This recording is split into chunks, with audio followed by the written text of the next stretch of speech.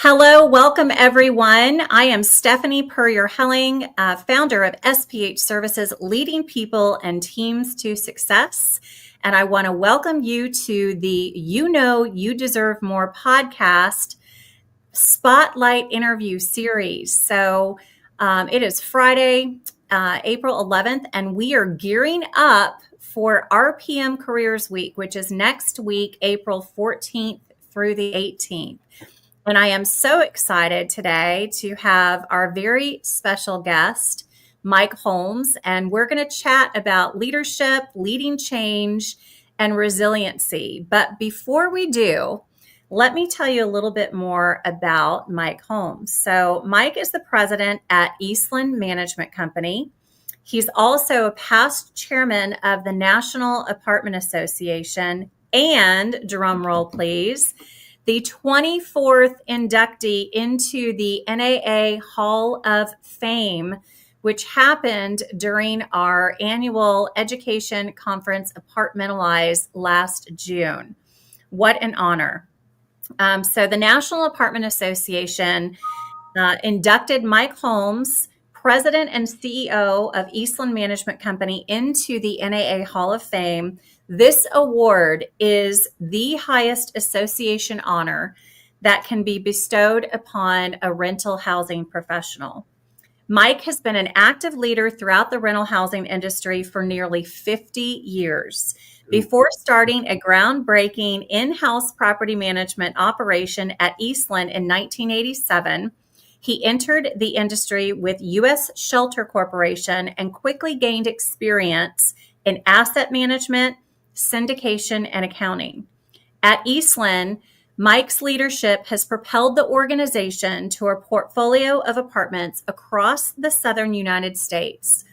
A longtime volunteer leader at his local and state apartment associations, Mr. Holmes served as NAA's 2020 chair of the board, where his leadership directly supported rental housing professionals with the support, resources, and tools needed to remain resilient through the global pandemic. Mike's longstanding dedication to our industry has made a meaningful difference, and his career is marked by commitment, accomplishment, and compassion, said NAA President and CEO Bob Pinnegar.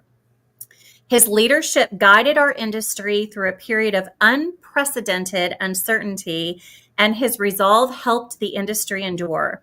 NAA congratulates Mike on this incredibly well-deserved recognition, honoring his lasting contributions to rental housing. So, without further ado, Mike, welcome, and thank you so much for agreeing to spend some time with me today on our podcast to share your thought leadership on leadership, leading change, and resiliency. I'm so honored to have you here as one of our special guests.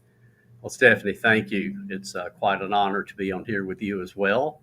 And I have to tell you, when you said 50 years, that kind of just caught me off guard a little bit. I thought, gosh, I'm really getting old.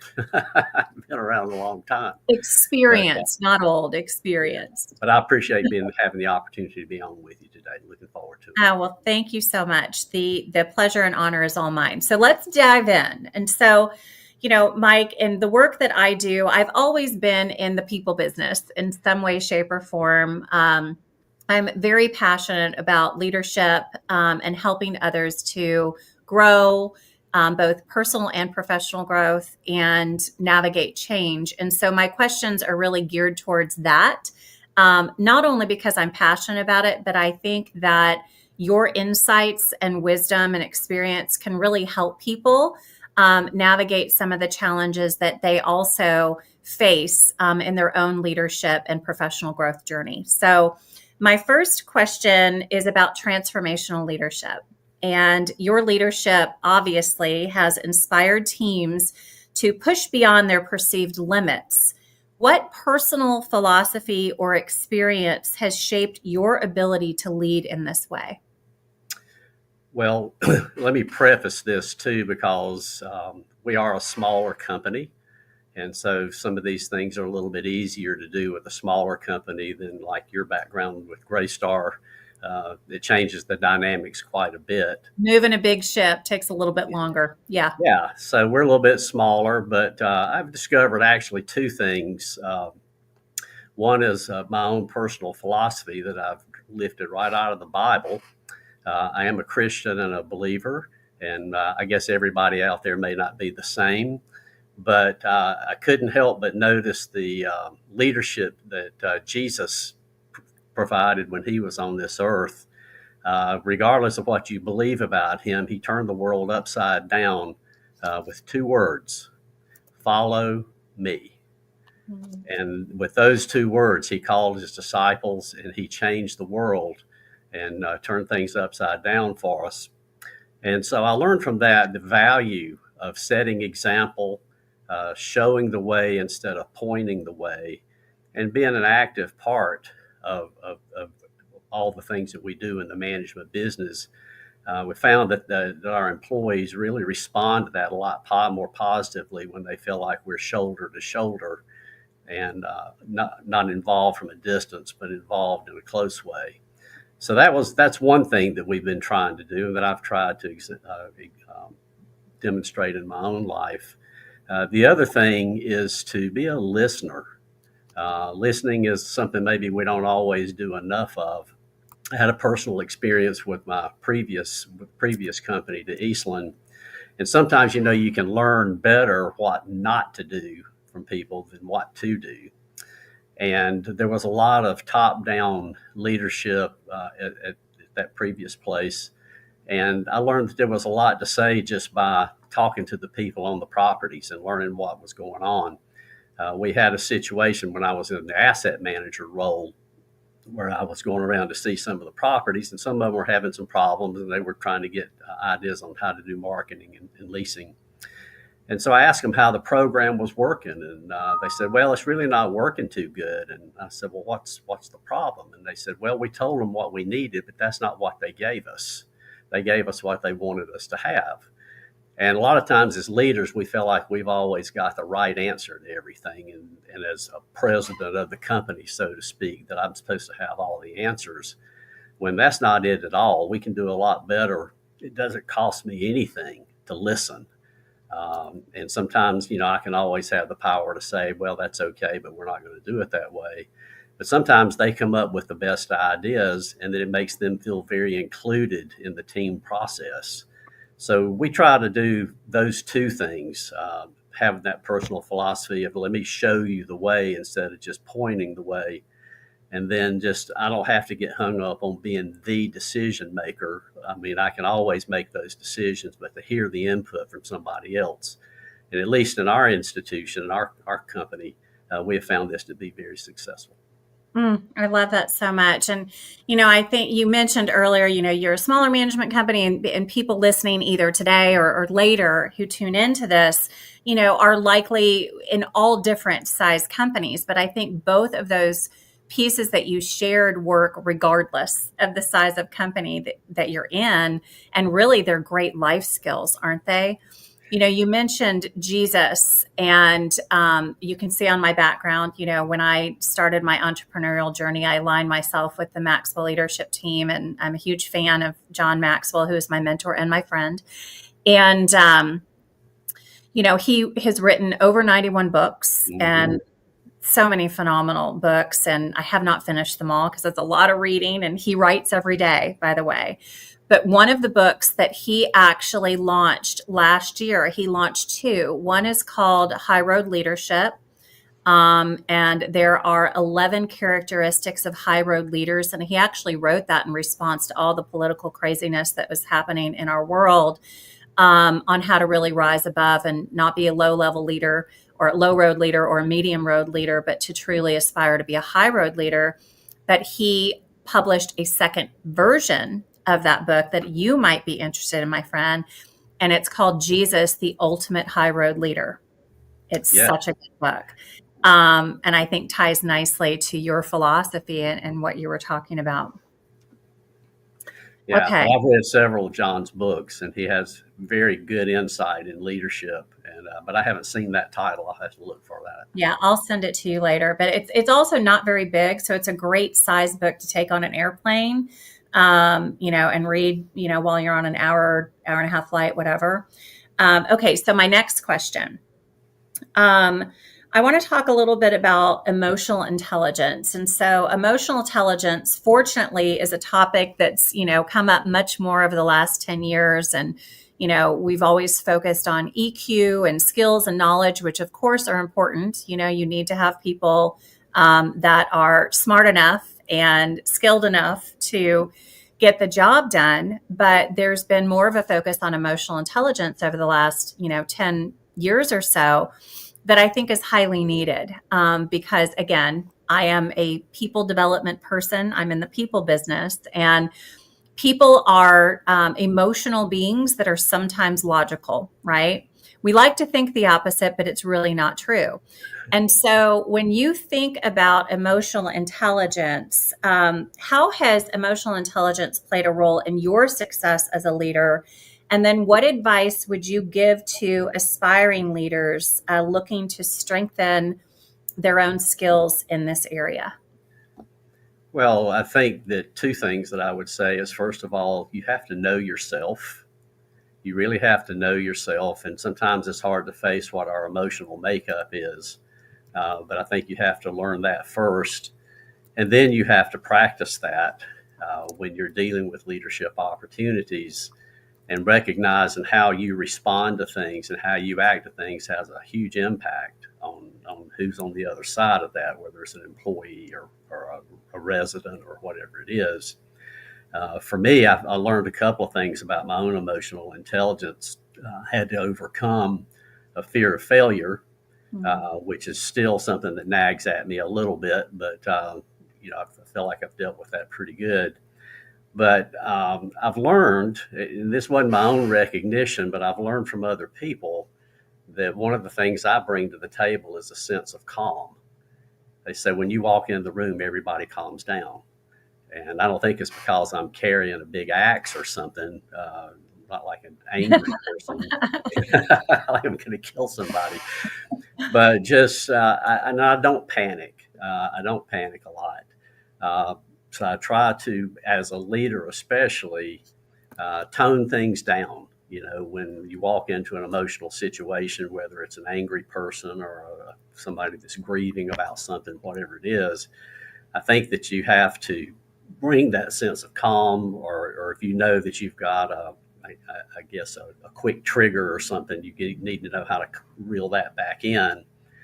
But to have a self-awareness of who you are, how you can self-regulate yourself for some of the negative sides of that, and then what you use and how you motivate people by your emotional responses, or how you demotivate them by your original responses.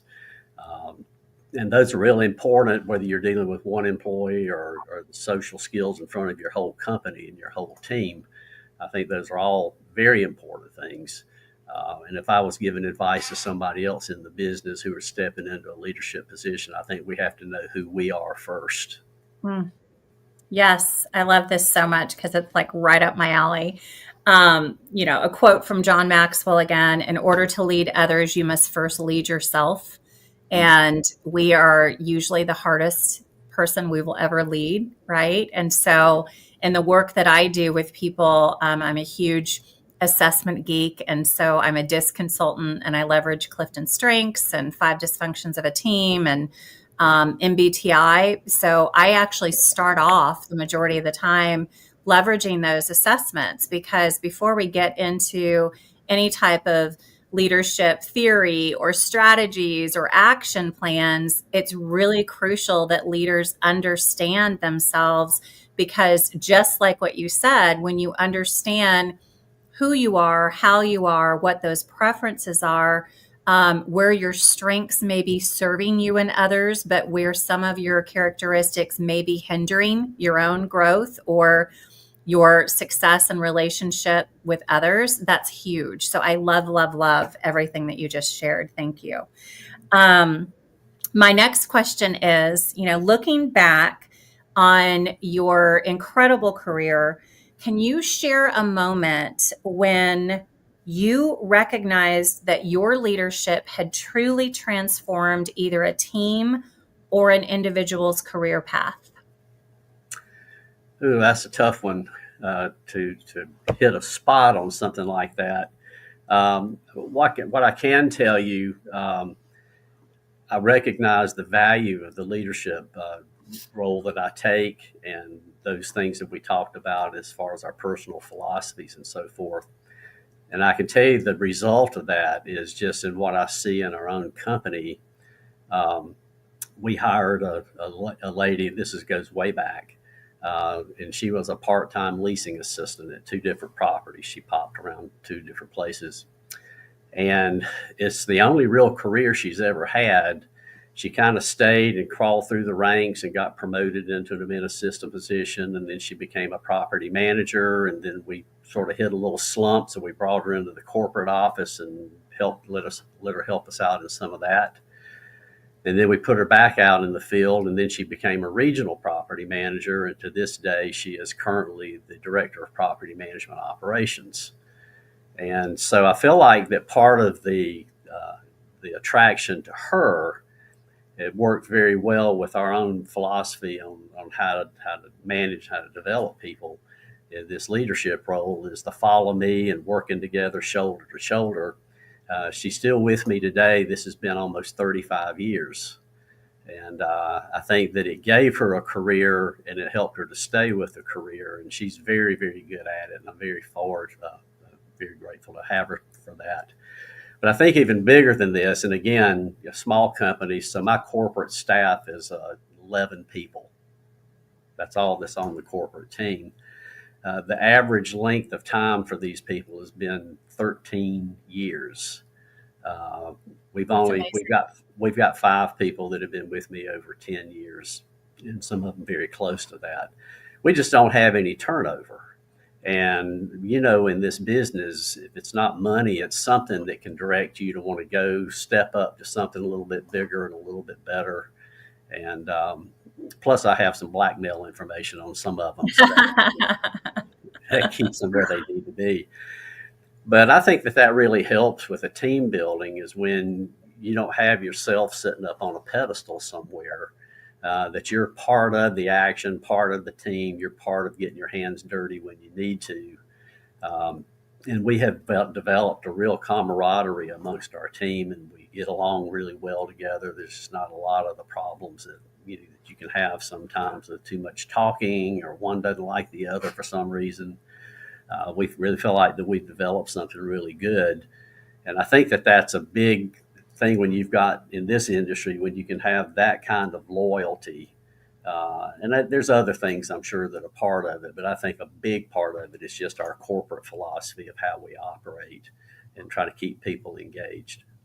That's incredible. And, a huge testament to you and how you show up and how you choose to lead and some of the things that you shared earlier.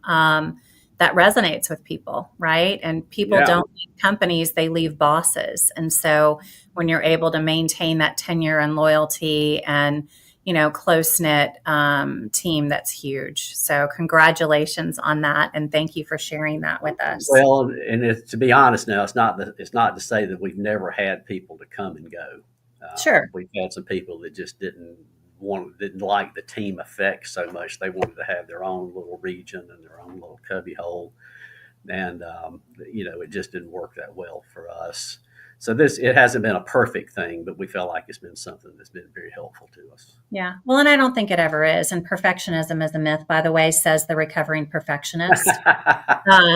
So, you do want to make sure that your core values and how you operate as an organization are aligned with the people that come in, because if it's not the right fit for you all as an organization, and it's not the right fit for that individual, and they need to go find a place where it is aligned, right? Yep. Okay, so my next few questions are about leading change. So you've led teams through change. You have such great experience in the industry, not only at your organization, but also serving at various leadership levels throughout the industry. What are some key lessons that you've learned about overcoming resistance and ensuring smooth transitions? Because, I speak about change and I train about change, and change is a predictable cycle, right? And so I think oftentimes people are surprised. I'm like, well, you are going to experience resistance. It's part of it. Like, you can't avoid that piece. It's going to happen, Yeah. right? But what do you do when that natural resistance happens? How do you overcome that resistance? And then how do you ensure the smooth transition to whatever that new state is or new change? Well, that's a topic that's near and dear to my heart because I hate change. Well, and a lot of people don't like it unless they're the one that gets to choose the change, Yeah. right? And the older I get, the less I like it, Yeah.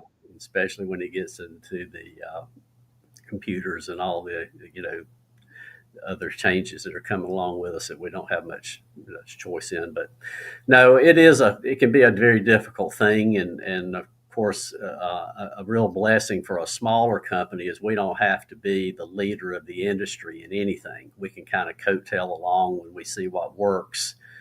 So allows us to be a little more careful about the changes that we need to make.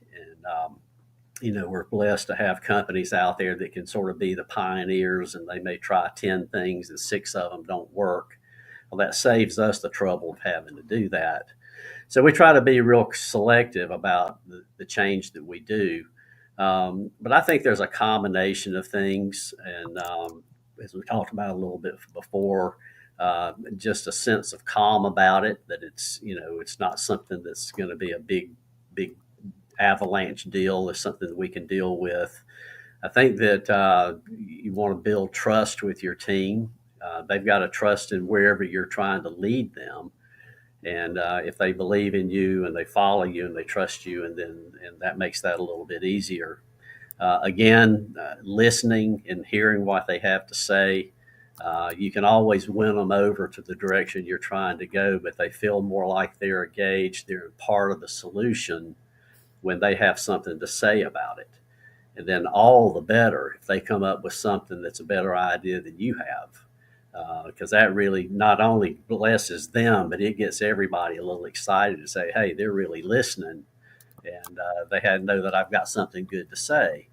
Um, so I think we just have to develop those things, and develop the buy-in when you're trying to make change. And I think that's built on all these other things. First of all, what we talked about, trust, calm, and listening. But also, how does it help us? Is it really a valuable thing that we're getting ready to do? And if they don't agree, then we can talk about why. Then that's my opportunity as a leader to say, well, here's why I think we need to do this, and they give me some more feedback, and then it kind of opens things up. I love that. So you said a couple of things that, again, I love hearing. Um, and when we talk about change specifically, you said some key things. So building trust, right, is huge.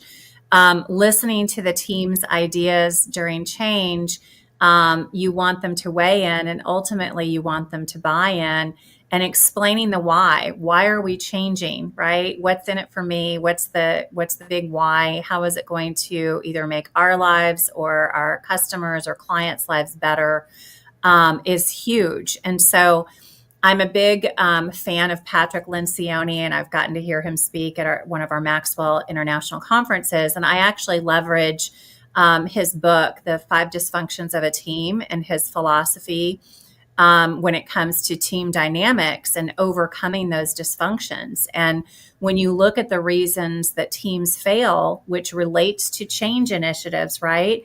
It's lack of trust, actually avoidance of conflict, and lack of commitment. And so trust is at that foundation, and establishing that trust is huge. So I love that you just said that. And then the next one is, instead of avoiding conflict, to actually encourage a healthy level of conflict. And that goes hand in hand with what you were saying about listening to the team and giving them an opportunity to speak up and weigh in. Because one of my favorite quotes from Patrick Lencioni is, people don't buy in if they don't weigh in. Oh, Right. that's a good one. Yeah. And so I love everything that you just said because I'm like, yep, yep, yep, yep.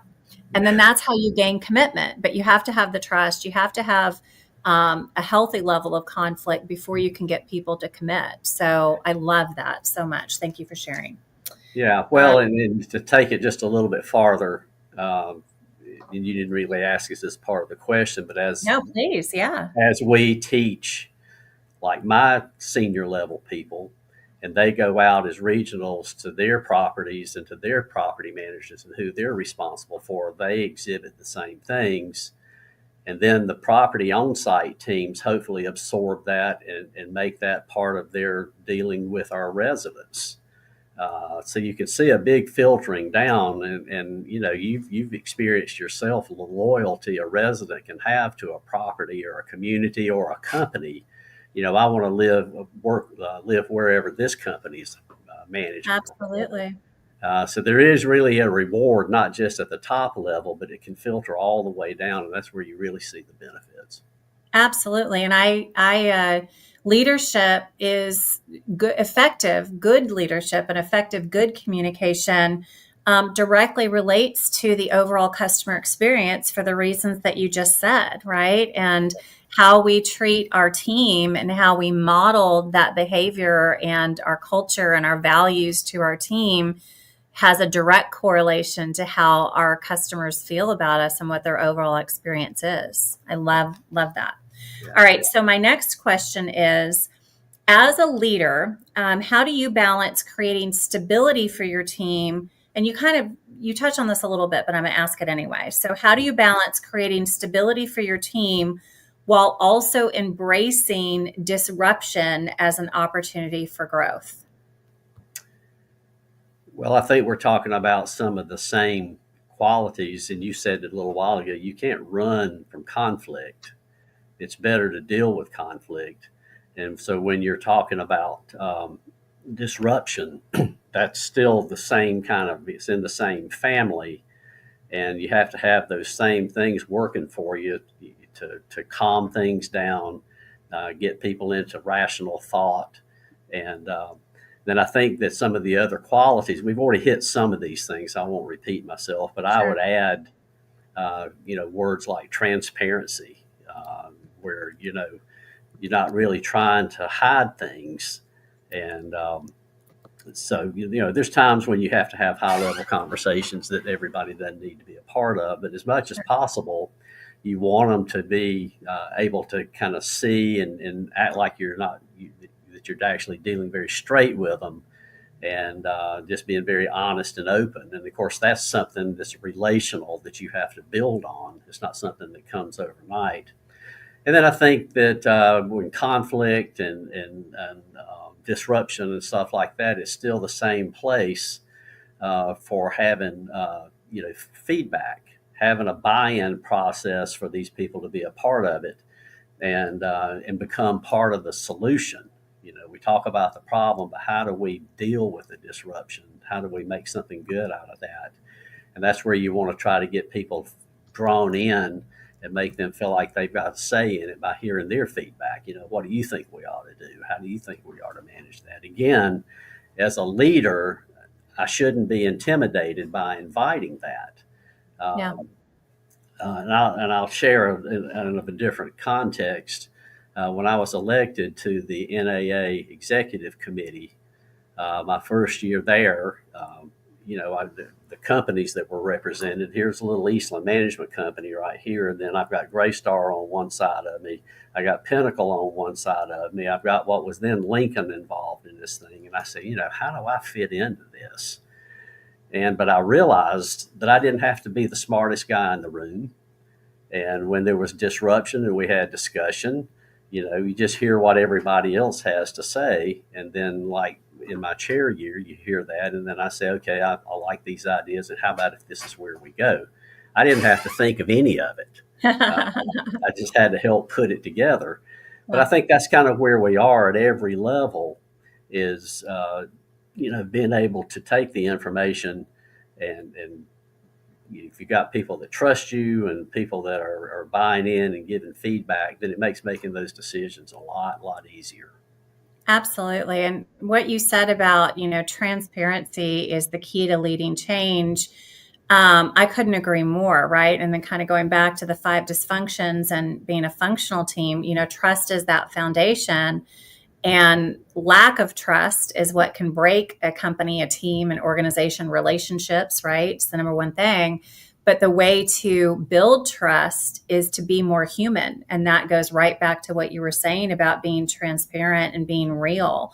And, as leaders, I agree with you 100%. Our job is not to be the smartest person in the room, but to surround ourselves with people who have good ideas and who are smart, and to try to figure out, okay, from all those ideas and feedback, what makes the best sense and what's going to serve us well, now and in the future, and serve the others that we serve, right? So very wise, my friend. Okay, so my next question about leading change is, um, what else has worked, or what approaches have worked best when it comes to communicating change in a way that fosters buy-in rather than fear? We talked a lot about the importance of buy-in, but sometimes people do, have fear when it comes to change. I mean, that's pretty much a human response.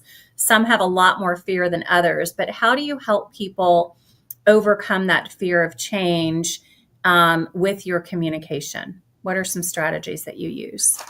Yeah, well, you want to know where their fear is rooted. So we talk about that. If you're afraid of it, what are you afraid of? And how do we deal with that? I think that's the first thing. But you can't, this is another layer that we're talking about here, because you can't really have that without having the trust and having the transparency. Your order of questions is very interesting, because we keep building more and more of this pyramid, and I don't know if that's your intended goal or not. Yeah. But that's where we are. You still got the same thing of openness and transparency, and why we're doing what we're doing and what scares you about it, and how that then it kind of gets you to the place where how you can deal with it.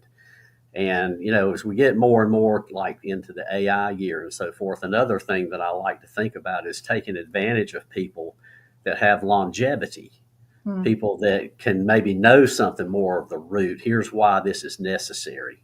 And so then you get some more buy-in, and it's particularly helpful when you've got other team members that can help that along too, as far as how you do the sales pitch. But I think you have to know what their fear is, and hopefully they trust you enough to share it. It's not always an easy thing to do, because people feel like all of a sudden, they feel very visible and may not feel comfortable. But that's where that team environment, and we all know each other and we all trust each other and things like that. And I think that's really a valued part of it. Yeah, I love that. Okay, so my next sort of section, I want to talk a little bit about resiliency, which relates to everything else that we've been talking about so far, but a little bit about building resilient teams, but also your own personal resiliency as a leader.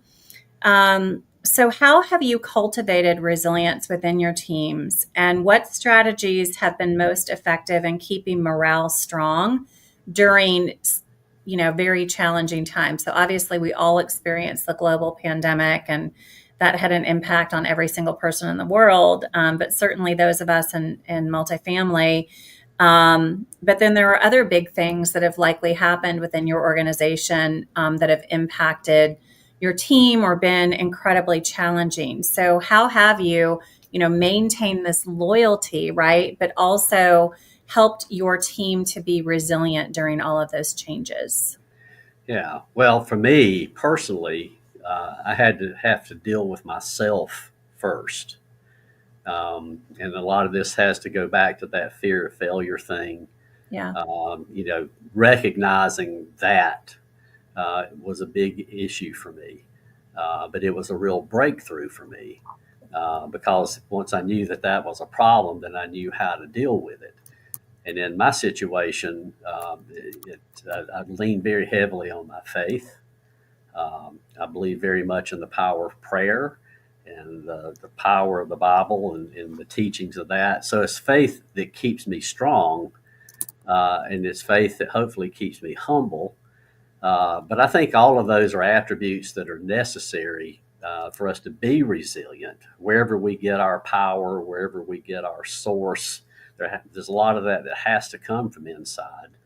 And then you can also go outside to find some of those things too. But I think then when you're trying to help everybody else, it's just being really open, being very transparent, all the things we've already talked about. And then this stir up in this participation in the process and get that person talking a little bit. And once they lay things out in there, then it's easier to deal with them. But I can't do that for them until I've done it for myself. I think that's the most important thing for me. Huge.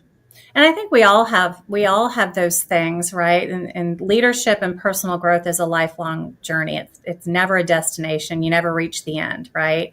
So we're always growing and refining, and that's a beautiful thing. And we learn so much about ourselves when we really take the time to be honest and introspective and really say, okay, why is this happening? Why do I fear this? Right? What is that? And so that's, again, like you said earlier, knowing yourself, but then also coaching yourself, because that's really what you're doing is you're coaching yourself to kind of look at something differently.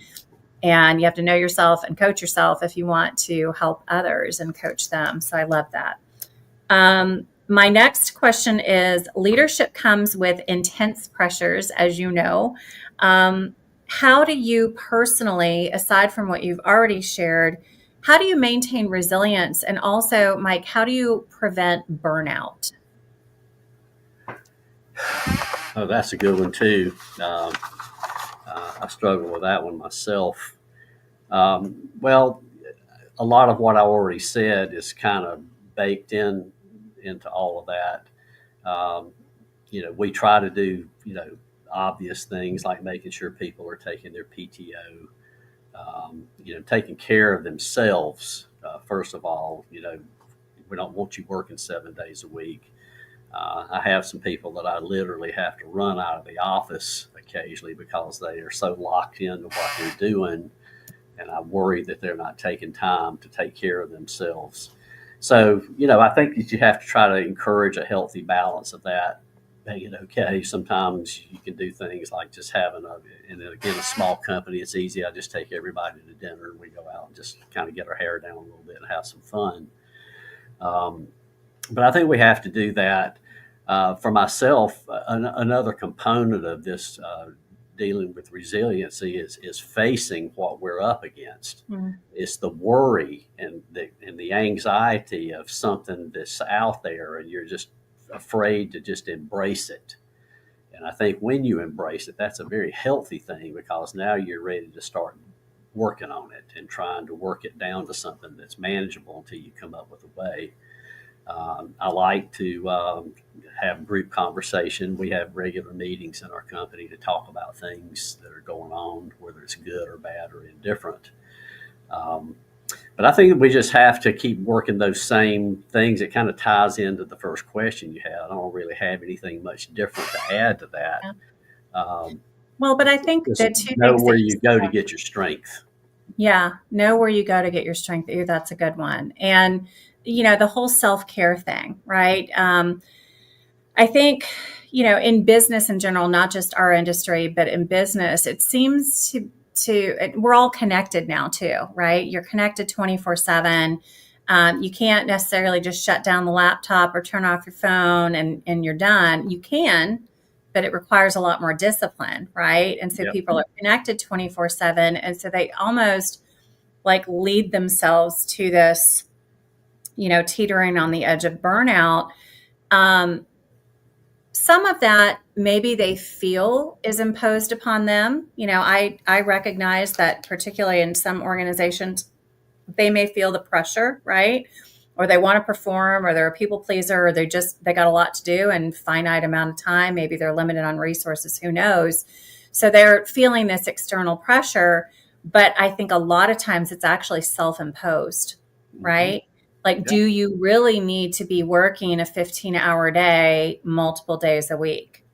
And are you truly effective when you're doing that? Now, sometimes I burn the midnight oil sometimes because you have to, right? But you can't do that consistently all the time and still be on your A game and still be performing and still have a balanced mind to show up for the other important people in your life or to show up for yourself. So I loved what you said about not only that self-care is key, but that you also encourage that with your team. And I think that's a really important message for leaders to hear, who are going to tune into this, that we truly encourage that. Because I'll tell you, in working with different companies and just talking to people that I know at different companies, I think most of us give really good lip service to balance and, a culture of like supporting work-life balance and all of that. And that's a whole nother webinar, by the way. But you can say it, right? But if you're the one saying to your team, hey, you need to have work-life balance, and we support that and we believe it's important. But then when your team is on vacation, they're getting peppered with emails and texts and calls, or when they're on maternity leave or medical leave, they're getting peppered with things. And, hopefully no one from HR is listening from any company, but that does happen out there in the world, by the way. And I won't tell you, but it does, because I've heard stories from people. Or you are sending your team emails at midnight. Certainly, you don't expect them to respond. But if you're sending them at midnight and that happens habitually, what is the message that you're really sending about balance, right? So there's a lot of, I believe most people would say, yes, I agree, work-life balance is important, and we support that, and we support our people taking care of themselves. But then are your behaviors supporting the words? Because you have this sort of public or official culture, and then you have the unofficial culture, which is the behaviors and the things that you do on an ongoing basis. So I love that you brought that up, because I think it's really important for people to be honest, with themselves as individual leaders, but also as a team of leaders, and ask themselves, are we modeling the behaviors that are most conducive to preventing burnout for ourselves and our team? So thank you for sharing. Well, it gets easier too, because as I get older, my battery runs out a little bit Right? sooner than it used to. So it's almost never me that's being a bad example. I'm always kind of clocking out first. That's I'm awesome. usually the one that's fussing at them. But as a general policy, I can't remember a single time where when somebody put in for PTO or something, I don't think I've ever said you can't go. That's awesome. You just, because they need that time. Yeah. And I know how hard these people work. They're all right here with me. And, if I had to put their hours into an hourly rate, You're getting a great deal. yeah, we have a very good deal. A very good deal. They're very loyal and they do a great job. Yeah, that's awesome. That is so great. Okay, so in terms of resiliency, do you believe that resilience is an inherent trait that people are born with, or do you think that it's something that can be intentionally built?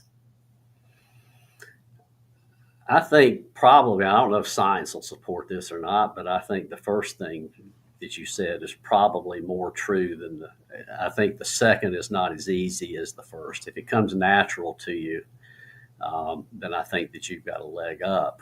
I think it takes a lot of effort and self-discipline to create that resiliency and do the things that are necessary to create it. I find myself, I'll just use a good example of going to the gym when I can to get a little workout or something, just to try to, not so much for being Mr. Muscle Man or anything, but because my doctor's telling me I need to do it to keep, just keep myself toned up a little bit.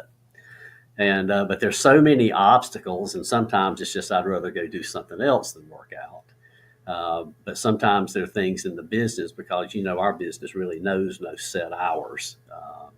People can have problems. Our work really doesn't start until people go home at the end of the day. Yeah, yeah. And so it just really makes it kind of tricky to do. I think it's something that we need to encourage to aspire to do it. I think you've got a leg up if you kind of are sort of born with that. I think the other's a little bit harder. Yeah. My philosophy is yes. I mean, there are, people kind of have this preset sort of personality, if you will. And it actually, studies show that your DNA does have a factor in, how you are, how you show up, how your personality is shaped, that whole nature versus nurture. But it's also shaped by your environment, how you were raised, the experiences that you've had in life. So that is certainly a factor. But I do fully believe that resiliency can be built and strengthened. Yes, just like anything that's worth doing, it's work, right? It's hard. And I love your reference to the gym because, building muscles can hurt and it's hard. But the more you do it, the stronger you get. And then you have muscle memory, and then it becomes easier because now your muscles remember. And the same thing goes for resiliency, because it really is training your mind, right? And training your emotions rather than reacting, to pause. And there's the power in the pause. And how are you going to respond versus react? So, yes, it's hard work. And perhaps it can be harder for some versus others, but it is absolutely a learnable skill. And for those who have a harder time, there are people like me who are coaches that can help you. There we go. Yeah, well, I think that as leaders, no matter what size company you're in, I think you're, as a leader, need to be demonstrating that resiliency and how you're taking care of yourself. Uh, what I model is more likely to be what they do.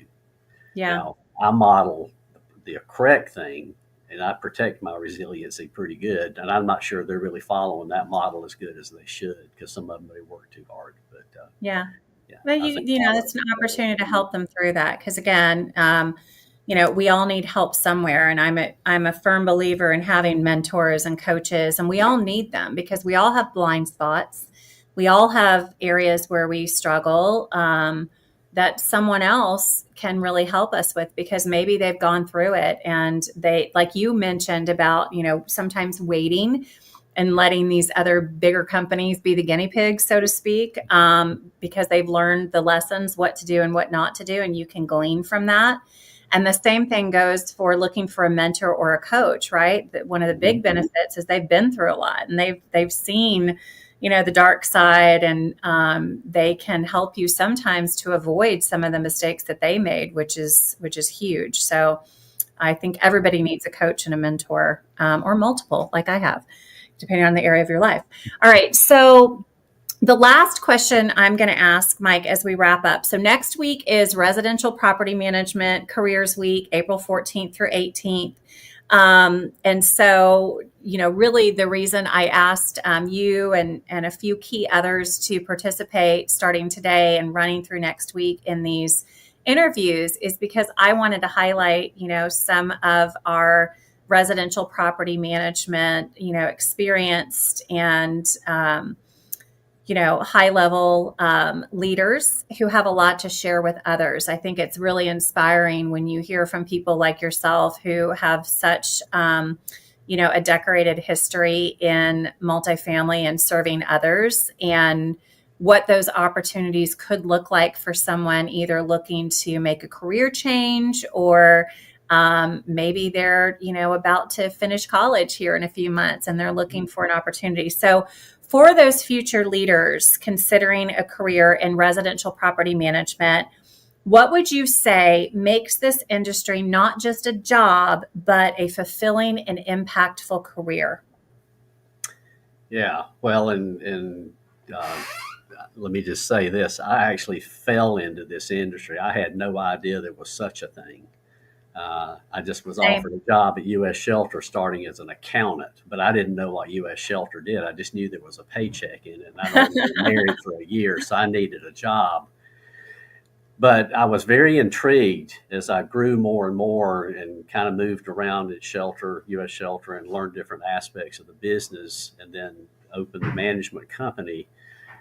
Several things really did excite me a little bit is the idea that we've got a very important role in our country because we provide where people live. Yeah. And our job starts, like I said, it starts when other people go home.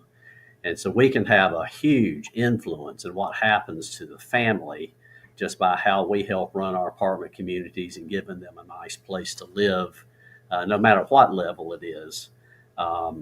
I love this industry because you mentioned college graduates, and I certainly don't discourage anybody from going to college, but you don't need a college education No, to do you this. don't. You can start a career path if you're willing to be patient. Because I have a son, and his aspiration was to graduate from college and then come work for me as a senior vice president of the company, and he'd have a big office and all of this kind of thing. And I said, no. I said, you're welcome to come to work for me, but you're either going to be a leasing person or you're going to be a maintenance technician or a groundskeeper because you're going to have to learn the business from the ground up. And I honestly didn't have that privilege myself. And I think that it's cost me a little bit not really having a deeper understanding of the day to day in the properties. But I think that those things are very important. It's a very challenging business. It's a very people oriented business. If you don't like people, this is probably not the place to be. I would agree. But it opens up any number of avenues. You don't have to be on the management side. It can open you up into the supplier side. But we get a lot of satisfaction out of knowing we're providing good homes for people and helping them, get themselves established. We're helping investors and so forth. I take a lot of satisfaction. It's really kind of an underhanded thing, but it's probably the best compliment we can ever get for a property is when it sells, because we know we've done something good here for this client, and maybe there'll be more to come of it. But I think it's a very secure industry because there's always going to be a need for housing. We're never going to be in a situation where we've got too much. We already know right now that we're going to have to add a whole bunch of units. I think it's 4.3 million units in the next 10 years just to stay even with demand. So there's plenty of places to go. And then there's plenty of places to learn through the local associations or the state and national associations. There's so many opportunities to get trained by so many skilled people. And you're a perfect example of that. You've got a lot of knowledge of the industry, and now you're doing what you're doing now to help people learn. And I think that's really a wonderful thing that you do. And there's other people out there like you where people can learn. So there's just a whole lot you can do to fully embrace the industry. And I just think it's a great place to be. Well, I agree because like you, this was not my plan. I was in college looking for an apartment, and I walked out with an apartment and a job. And I thought this will be a super fun job to have while I'm in school. I got 47 leases my first month, and look at me now, decades later. And so I had the opportunity to be a leasing professional, assistant manager, a community manager, and then moved into learning and development, which is my ultimate passion. And I thought I was going to be a doctor, but I was a psychology major, and I do get to use a lot of this psychology. I used it in sales. I used it in leading people when I was, on site and in the corporate office. And now I get to use a lot of that in what I do. So it is a great industry. And for those of you listening, you can see, you can start at the entry level. You do not have to have a college degree, and you can really make this industry into a career and do many different things. So Mike, I want to just thank you again. I'm so honored that you told me yes, and that you shared your wisdom and experience with us today and your thoughts on leadership, leading change, and resiliency. It's been such a pleasure and an honor, and I look forward to seeing you in a few short months in June. Well, the honor was mine to be on your show, Stephanie. You've always had a great impact into our industry, and here you are continuing to do just that. And I feel very honored to be a part of your program today. Thank you for having me. Thank you, sir. Thank you, my friend. Thanks, everyone, for tuning in to You Deserve More podcast spotlight interview. Have a great day. Make it a great day.